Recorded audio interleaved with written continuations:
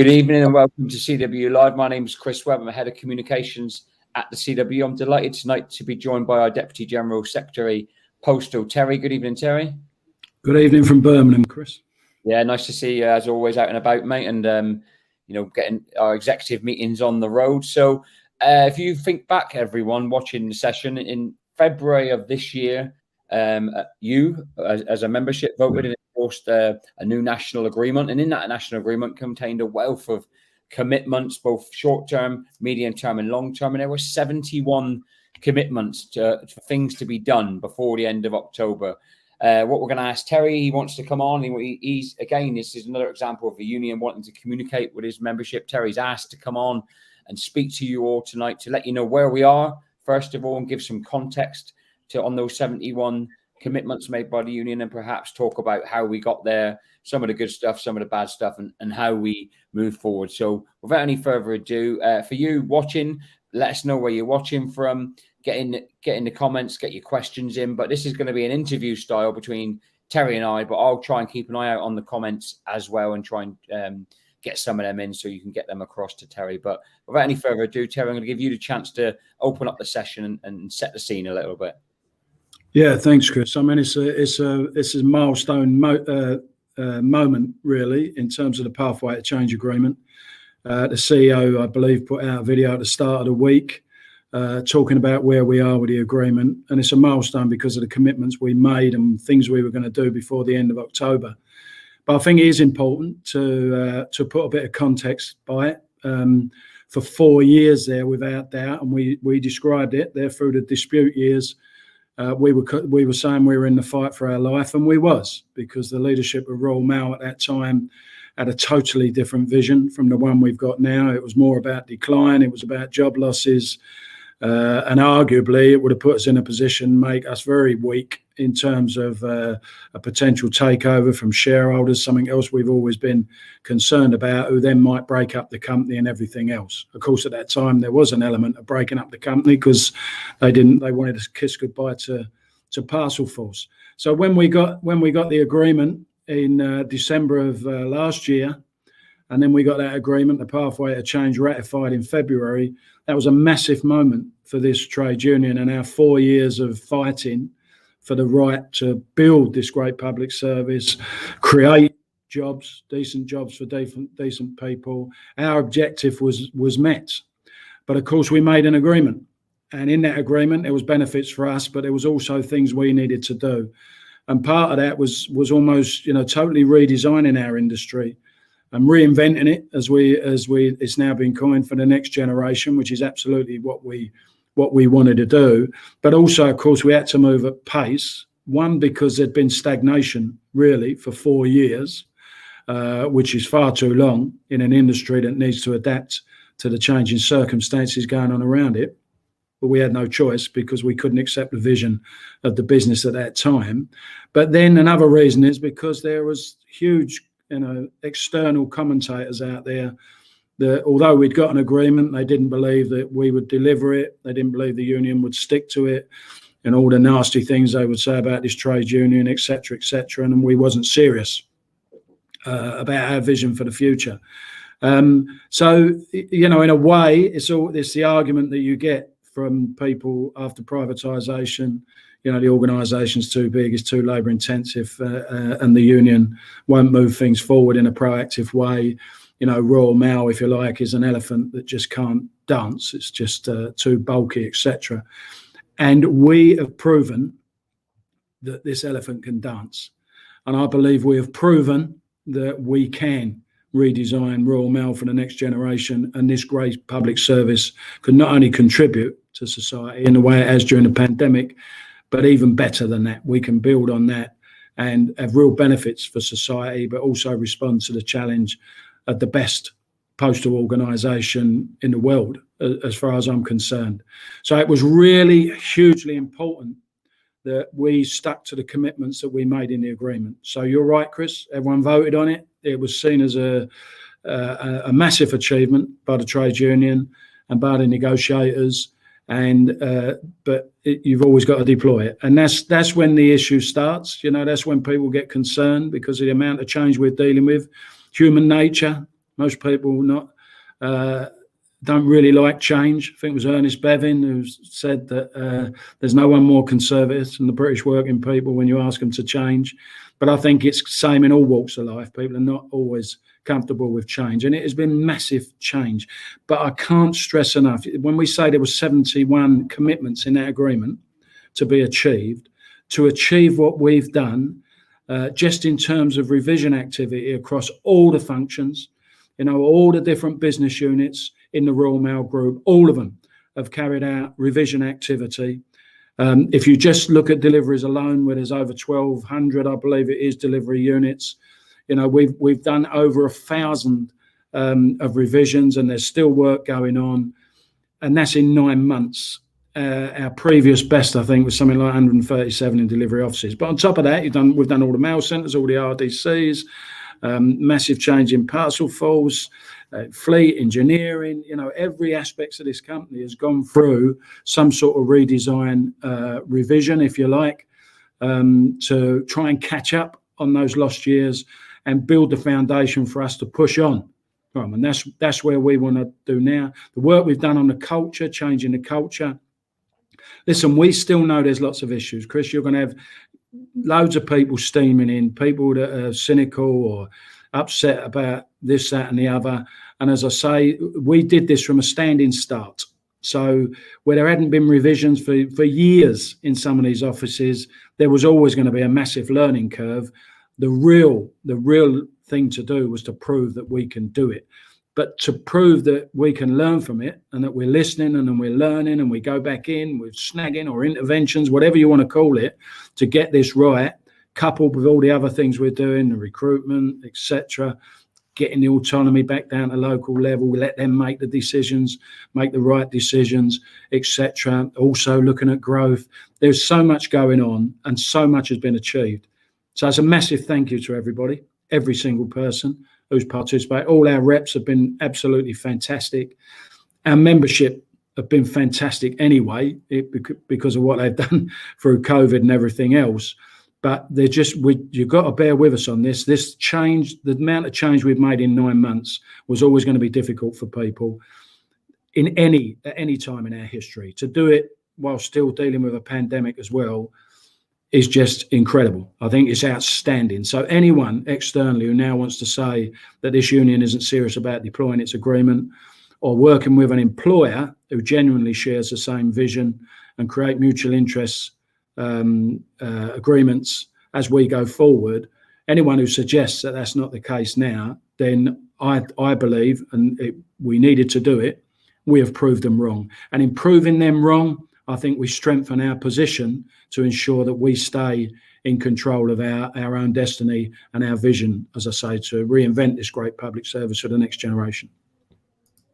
Thanks, Terry. We've got quite a few questions, as you would expect, coming in from members in around revisions and culture, and we'll touch on them in just a moment. But you triggered quite a few thoughts for me in your opening statement there, Terry. And I wondered, listening to you there, go through that, as the size of this achievement by the union and obviously by the employer as well, is this a rebuttal to those who were openly saying, like, the union's dinosaurs, they can't change, they slow things down, that they're a noose around the company's neck, and who were encouraging and saying the only way to get this company going is to break it up? It has this union working with Royal Mail and all of our reps and our members, have we rebutted those claims that were made against us over, as you pointed out, a sustained number of years? Yeah, I think we've defied conventional wisdom, Chris, to be honest with you.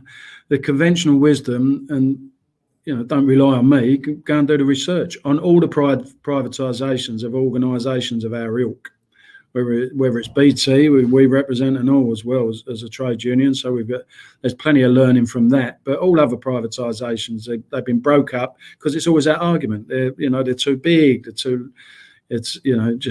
they can't move quick enough, they can't adjust quick enough to the challenges, etc., etc. It's always been there. The problem with us as a trade union is not that we don't want the right vision. We don't want this to be successful, and we know there has to be change, and we know things have to move at pace. But we've always insisted that that's done with our people, not in spite of them, and that we get our share out of it. Our members are on job security and standard living security, pension security, and we're pushing all them things at the same time. Well, most other privatisations have not gone down that route. It's always ended up with attack on the workforce. And I would argue, let's judge how successful some of them have been. British Rail now more and more often being taken back into government hands, because you still got to provide a public service, and we do that, Royal Mail, and we've done it brilliantly during the pandemic.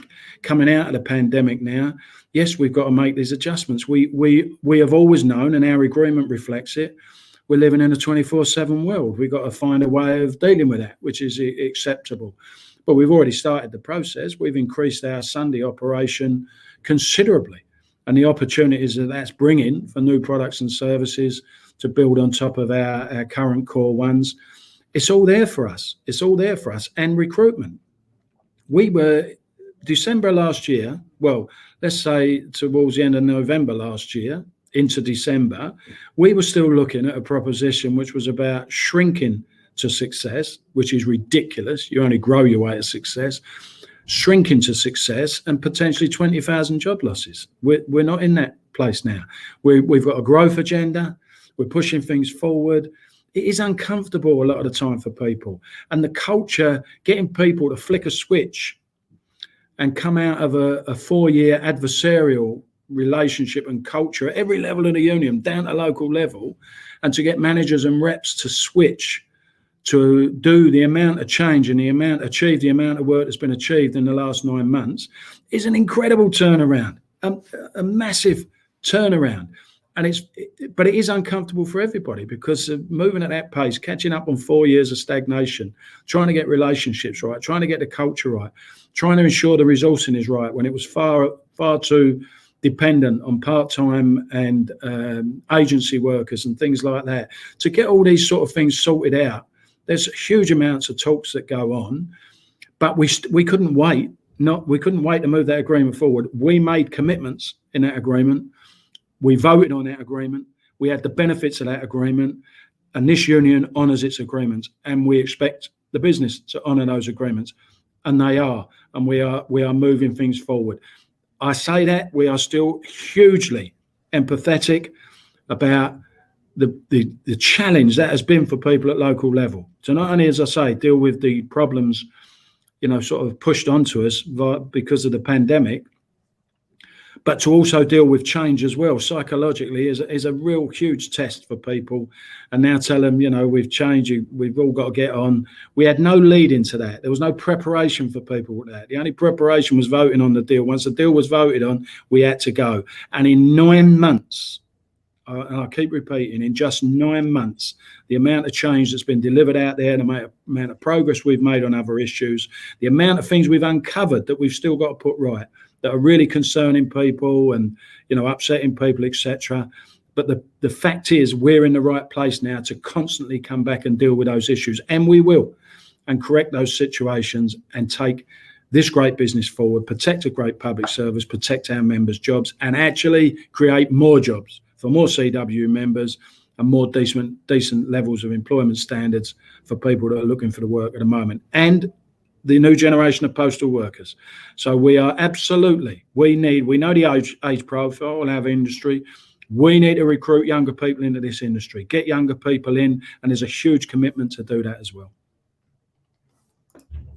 Thank you, Terry. I mean, listening to you there, as you spell out the scale of the challenge, I think, it's amazing. Even if we had brilliant relationships with any of the employers, I think it would be clear that 1,000 revisions, even in good times, would be a hell of an obstacle. To do them off the back of 4 years of dispute is some achievement. I mean, reading the comments from the members here, though, we still have some of our members who are saying, well, it's not like that in my office. My revision's a disaster. I'm doing more than I've ever done. Listening to what you were saying there, is it a case of like, stick with us? We're getting there. We're working through those issues. I mean, there's someone here in office who says we haven't got a rep in our office and they're under massive pressure. What would you say to people who are watching this and going, we get what you're saying, we support the union, we're going with the change, but like, this is just like unachievable. As the lights go out on Terry, you've got to have some movement. You're there in Birmingham. I had that issue last week, Terry. This is what happens when you're doing live. I'm just worried they might lock me in, Chris, but should we just keep going?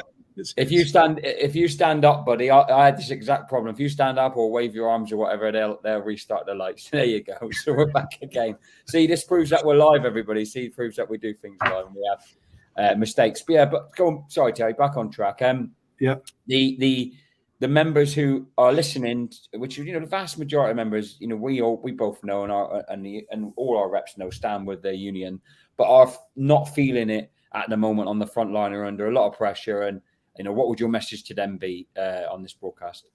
Well, we understand, Chris. Honestly, we understand. We haven't, we haven't suddenly totally changed our philosophy. Listen, if we were dealing with the decline that was that we were facing last December, incredibly, if we were facing with that decline, that would be hugely difficult to deal with. The irony is dealing with growth is difficult as well, because we know we got to change, and as I say, people don't like that. And if you're in a workplace where the relationship hasn't been great, the culture hasn't been great, all the initiatives we're putting in place, that hasn't necessarily landed yet, but it's definitely changing. We are changing a culture. You can't change overnight, let alone in 9 months. But what you have to look like as leaders, you have to look at it and say, is it going in the right direction? Yeah, absolutely, it's going in the right direction. Have these people got genuine gripes? Yes, of course they have. Are we listening to them? Yes, we are. Will we deal with those issues? Yes, we will.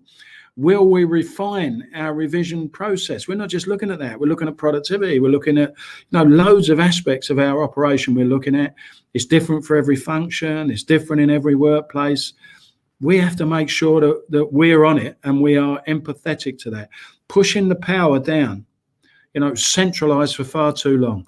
Pushing it down, giving more autonomy to local reps, local managers to deal with these issues, because they know what's needed in their workplace. But we're not just looking at their relationship. We're looking at the environment. We're looking at everything. We're rolling out mental health training.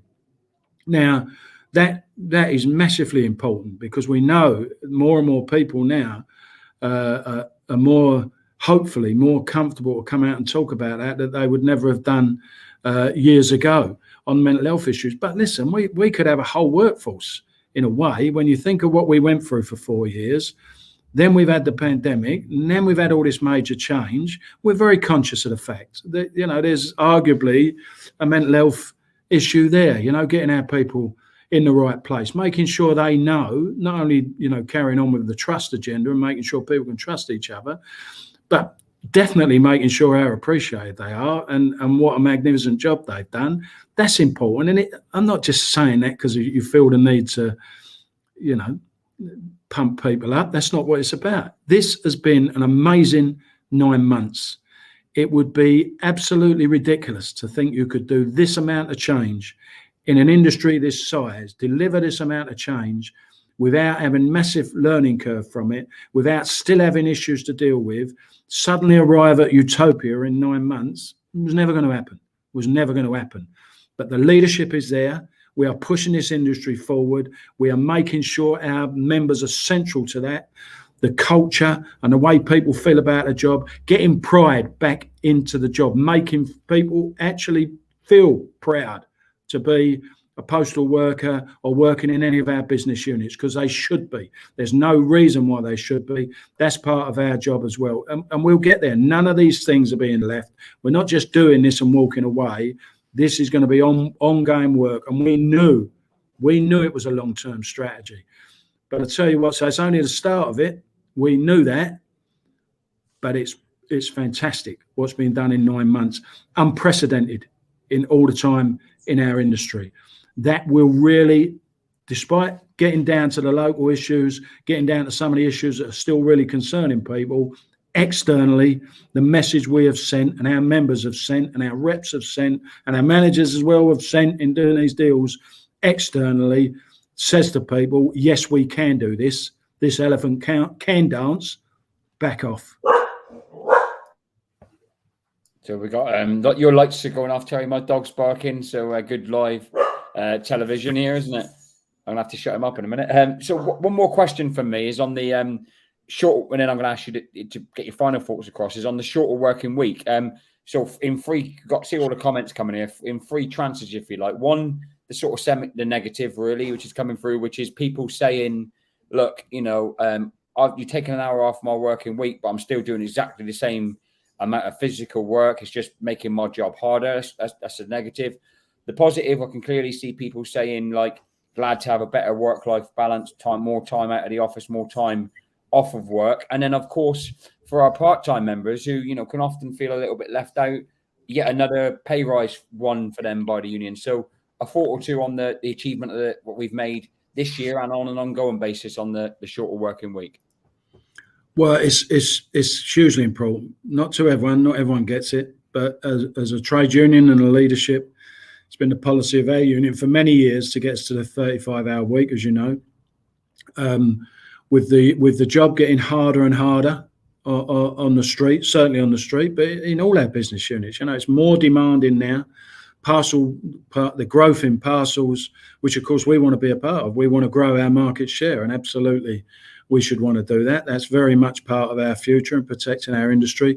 But it brings different tests, doesn't it, in terms of the work, physical work, etc. The amount of automation we're bringing in to deal with that. So, Chris, we understand some of these issues, but the 35-hour week is going to be crucial to that.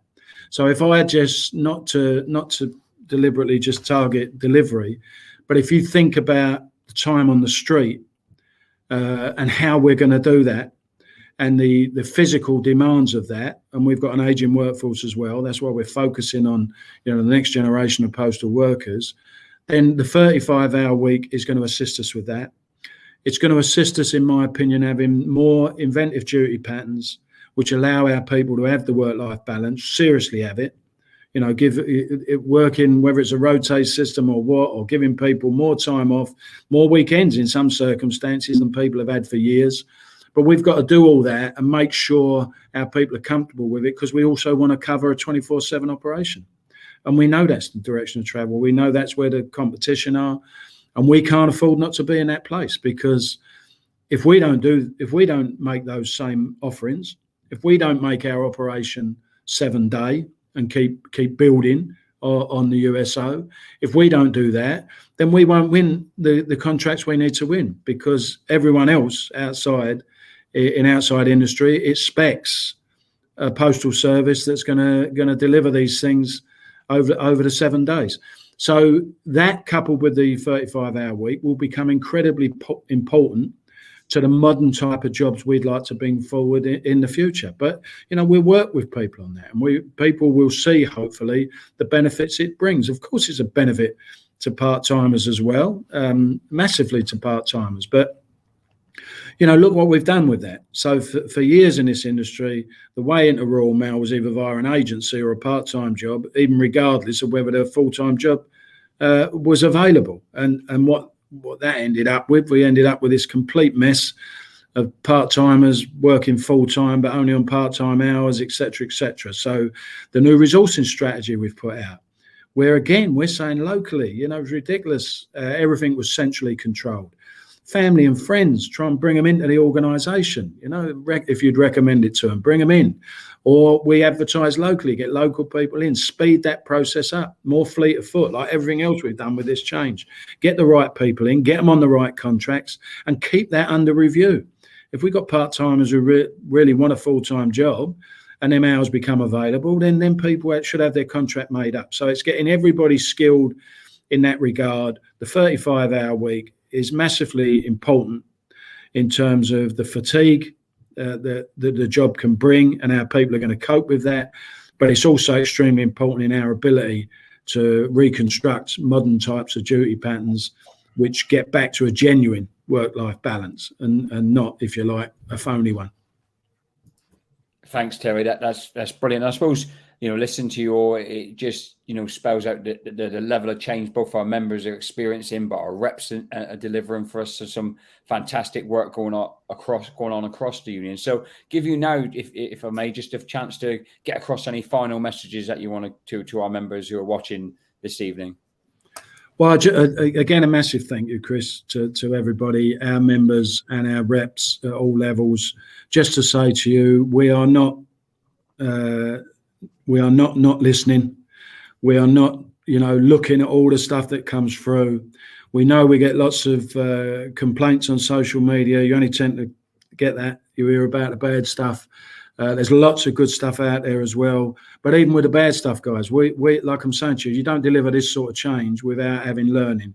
You certainly don't deliver this sort of change in the way that we did, from a standing start, and not encounter things that you never knew about or you never anticipate, because it is such a big organisation. There's so many functions. There's so many, when you can kid it, it's like the public, isn't it? They don't know how a letter or a parcel was delivered yesterday in London and arrives in Scotland tomorrow. All the stuff that goes on in between. This is a really magnificent organisation, a machine that enables all that stuff to happen, bigger than anybody else, bigger and better, I would say, than anybody else. And we've made the level of change we needed to make to create our platform. We've now got to refine things. We've got to understand how we do that next. We've got to deal with some of these issues that concerned people have got, and we're absolutely, going to do that. We will deal with it. I'm absolutely convinced about that. There'll be all sorts of interventions. We're working on interventions now for offices that have struggled on culture. We've got interventions going on. There's issues of quality of services. Some people, for whatever reason, can't get over the line. We're not creating a blame culture. What we're creating here, in line with the overall culture we want to create, is the one that listens and responds and puts solutions in place. And that's what we're trying to do. We don't want people out there not wanting to come into work, or it's all too tough and we're not getting treated right, we're not getting spoken to right, we're not getting rewarded right, blah, blah, blah. But when we're on the street, we're loved by the public and we love the job we do. There was a disconnect there that's been there for a long time. And as I say, the previous 4 years wouldn't have helped any of us. Very, very difficult when you're in a dispute of that nature, which we know was really bitter thought out, but it wasn't going in the direction that would have suited this great public service, wouldn't have protected what society has got, wouldn't have protected our members. We were in the fight of our lives, and we managed to get ourselves, thanks to everybody, back in a position where we can start the serious dialogue that should have been happening when we secured the 4 Pillars Agreement. But of course, the change of CEO and everything changed, didn't it? So we had a dispute to get the 4 Pillars Agreement. Then we had a dispute to get this agreement. But the narrative that was creating externally was, they make agreements, but they never deliver them. Whether it's Royal Mail or CW. Those narratives were being used to either reduce the share price, to try and, by these observers, I don't know what formula they use, but they determine whether the share price should go up and down, sell, buy, etc., and shareholders, some of which their intentions may be that they would rather this company was, part of an aggressive takeover with a total change of direction, busted up, and we go back to where we were a couple of years ago. That's not where we are, and we have proven that we were deadly serious about our agreement. We've moved forward every one of those 71 commitments that we made, and that's a credit to everyone who made the agreement and everyone who stuck to that agreement, everyone who voted on that agreement. We have put ourselves in the best possible place by demonstrating just how quickly historically record-breaking change we've delivered in those 9 months.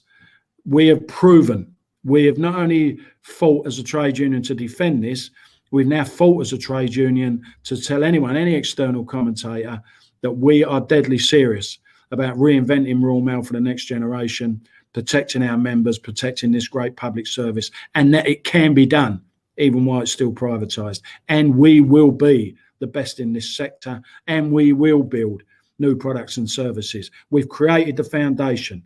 We've got a constant, we haven't stopped. Although we've gone into November, interventions are taking place to make sure some revisions, whether they've landed, go back and make sure, do the snagging, get them right. If something was wrong, we've done this on the run, we're learning on the run, and we've done it from a standing start. And I have to say to everyone, it is amazing what we've done in 9 months. It is massively impressive. And the way even the culture has started turning around at the very top, national officers down, the way people are talking to each other, managers, union, seriously working together. But the whole emphasis is to push that down to local level, change that culture, because that's where it's done. That's the coalface. They're the people who need to benefit from this and benefit from improved relationships, and let them make most of the decisions, the daily decisions that we need, whatever it takes, to make sure our people are looked after and we deliver this great service and we've got the best quality of service and everything else. Passionate, Chris, about this. We are passionate, we are deadly serious, and we're gonna continue this journey. We have proven, not only have we fought for the right to defend ourselves, we've now proven that we should have the right to take this forward. So anyone externally, have I got to wave around or something? Yeah, there you go. Crazy. Anyone externally wanting to put us down for that now, you're out of order and you're wrong. And you should admit you was wrong about this trade union and about the ability for this great organisation to respond as quickly as it has done. We've proved you wrong. Now we've got to concentrate on getting it, make sure it's absolutely right for our people, support them through this change, support them for other things we want to do, and the next step on this journey of reinventing Royal Mail. Thanks, Terry. That's brilliant. I hope everyone watching's found that useful. We're going to call it a day there before Terry's lights go off anymore, my dog barks anymore, but I'm sure there's loads of decent information there for you to take away. So first of all, Terry, thank you to you for your time giving up this evening. Really is appreciated. I know you've had a long couple of days down in Birmingham. From both Terry and myself, thank you to all of you for tuning in, and thank you moreover for your support for the union. It's that support that puts Terry and the team in the position to be able to do what they do and achieve what they do on your behalf. So from Terry and myself, good evening, everyone, and we'll catch you all soon.